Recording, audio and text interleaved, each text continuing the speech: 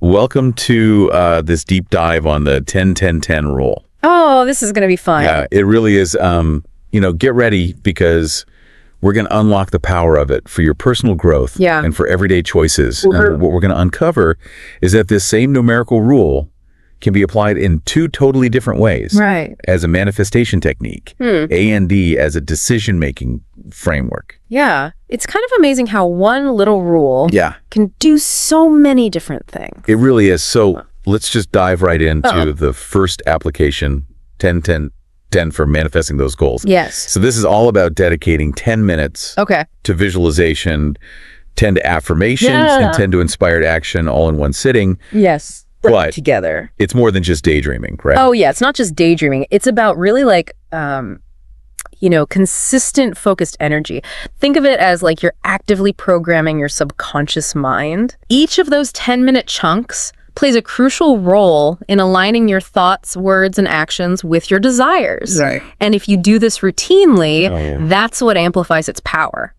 So walk me through this. Like, let's say I'm trying to manifest a new job. Okay. What does each 10-minute segment look like in practice? Well, let's start with visualization. Okay. Now it's not just seeing the outcome. Right. It's engaging all of your senses to make it feel real. Oh, wow. So you really want to imagine walking into that new office, maybe feel that excitement that's in the air, the sounds of your colleagues, maybe even the smell of fresh coffee brewing. Right. Really immerse yourself in that success. So it's like a whole sensory experience. Absolutely. So you're not just seeing it, you're like feeling it and everything. Yes, you want to feel it. You want to embody it. Oh, wow, that's interesting. Yes. So I've heard about vision boards and things like that for this kind of manifesting. Are they helpful to use in addition to... Yes. Yes. Vision boards are a great tool. They serve as like visual anchors to keep your goals front and center in your mind. Okay. So think of them as a physical manifestation of your desires that's constantly reminding your subconscious of what you are working towards. So the 10-10-10 rule combined with visual aids creates this powerful synergy for attracting what you want. All right, so we got the sights, the smells, the success down. Now, what about those 10 minutes of affirmations? Okay, so affirmations are all about shifting your internal dialogue. Okay. During those 10 minutes, use positive present tense statements that reinforce your belief in achieving your goal. Okay. So things like, I am thriving in my new career. Got it. Or I'm attracting incredible opportunities, that sort of thing. Yeah. And remember, feel the emotion behind the words. Oh. Like let your belief radiate through you. Okay, so it's not just saying the words. No, it's feeling them. You have to feel them. Yeah. Okay, got it. So we're seeing it. We're seeing it. Now, what about that final 10, the inspired action piece? Right. This is where we actually DO something, right? Exactly. Inspired action is the bridge between the mental and the physical realms. Okay. So what concrete steps, however small, can you take right now to move towards your goal? Oh, okay. Maybe it's researching some companies, updating your LinkedIn profile, reaching out to someone in your network. Okay. It's about taking aligned action that demonstrates to the universe and to yourself that you're serious about this. So it's like we're priming the pump for success with those first 2 10-minute segments. Yes. And then using that momentum to fuel the real world action. Exactly. I can see how that builds upon itself over time. Yeah. But to be honest, even 10 minutes of focused anything can be tough for me. Oh, yeah. Any tips for staying on track? I think finding what works for you is key. Yeah. Some people like to experiment with setting timers, creating a dedicated space for their practice, even using guided meditation apps to help you stay present and engaged. Right. The important thing is to make it a ritual, something you look forward to, not a chore that you dread. Yeah. I guess it's like any new habit. Exactly. Consistency is key, and there will be bumps along the way. Yes. But it sounds like the potential payoff is worth the effort. Absolutely. Yeah. Okay, so that's the 10-10-10 rule for manifesting. Yes. And now I think we should probably move on to the 10-10-10 rule for decision making. Yeah, let's do that. And that brings us to the second application of the 10-10-10 rule, using it as a framework for decisions. Oh, for decisions. Yes. Okay, so same numbers, completely different application. Yeah. How does the 10-10-10 rule help us navigate, like, those crossroads? Well, the 10-10-10 rule for decision making asks you to consider the consequences of a choice. Okay. Across 3 different time frames, 10 minutes, 10 months, and 10 years. Wow. So it's like really looking ahead. It's about stepping outside of the immediacy of the situation. Right. And adopting like a long-term lens. So instead of just like reacting in the heat of the moment, yes, we're taking a pause to think about the ripple effects, the consequences. Yes. That might not be immediately apparent. Exactly. And, a lot of times our initial gut reaction often stems from our immediate emotional state, which isn't always the most reliable guide. Right. So the 10-10-10 rule encourages us to engage our rational mind, to weigh those short-term urges against the potential long-term impacts, both positive and negative. That makes a lot of sense. Yeah. It's like we're tapping into a different kind of wisdom, one that's not just driven by emotions, but by logic and foresight. Precisely. And you'll be amazed at how often this shift in perspective can help us avoid those like impulsive decisions. Yeah. The ones that might feel good in the moment, but could lead to regret later on. Oh, yeah. Definitely been there. Okay. So can we walk through like a couple of scenarios to see how this plays out? Absolutely. In real life? Yeah. Like, let's say I'm grappling with a career decision. Okay. What would that 10-10-10 analysis look like? All right. So let's imagine you're offered this like fantastic job. Okay. Great pay, amazing opportunity for growth. But it requires you to relocate across the country away from family, your support network. Oh, yeah.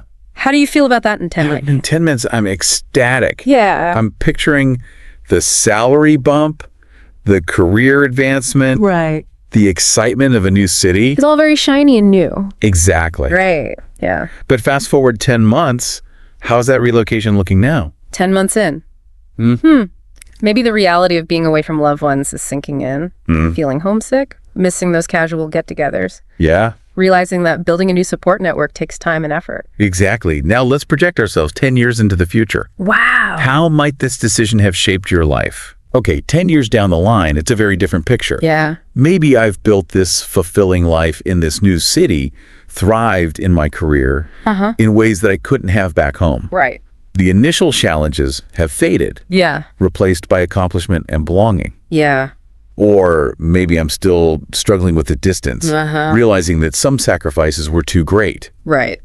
So the 10-10-10 rule really helps us weigh those short-term gains against the long-term impact. It does. Both positive and negative. Yes. It's like we're fast-forwarding through time to get a glimpse of the possible outcomes. It's like running a simulation of various possibilities. Yeah, like a choose-your-own-adventure almost. Yeah, and what this exercise does is illuminate the potential hidden consequences that often get overlooked in the heat of the moment.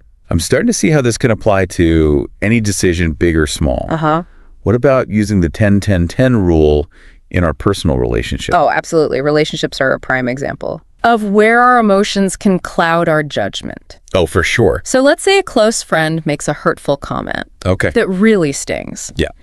Do you confront them directly, let it slide, or stew in resentment? Oh. In 10 minutes, you might be tempted to fire off an angry text or confront them in the heat of the moment. Oh, I can see myself doing that. Yeah.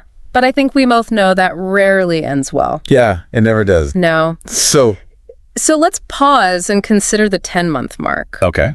If you've bottled up those hurt feelings, resentment might be festering, impacting the dynamics of your friendship. Oh, yeah. Or if you had addressed it constructively, you might have already repaired the rift and strengthened your bond. Yeah. Now let's jump ahead 10 years. 10 years. Yeah.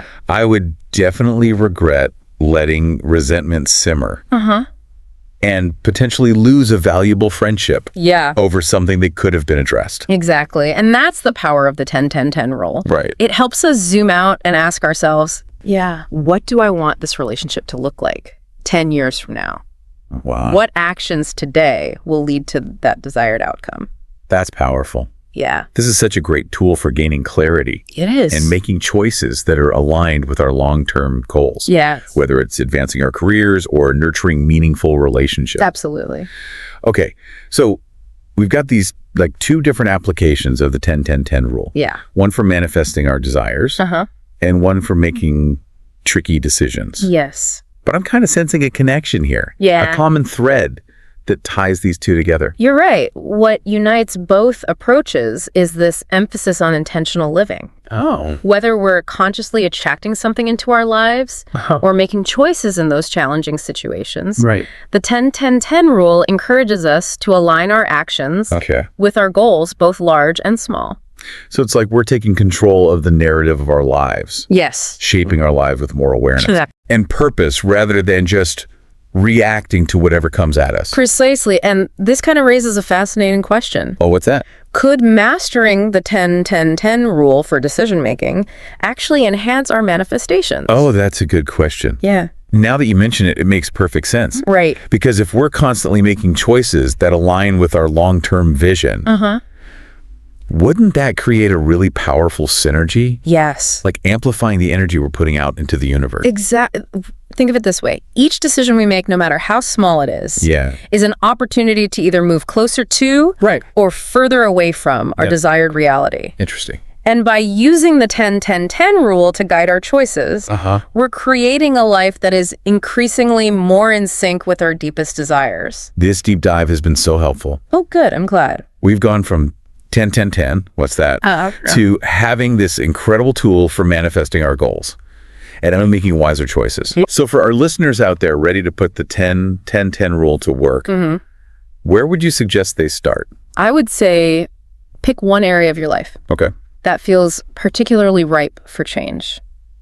You know, something you've been wanting to shift or improve. Got it. It could be your career, relationships, health, finances, whatever resonates most strongly right now. Don't try to do everything at once, right? Right. Start small. Keep it simple. Focus your energy and commit to using the 10-10-10 rule in that area for like the next week.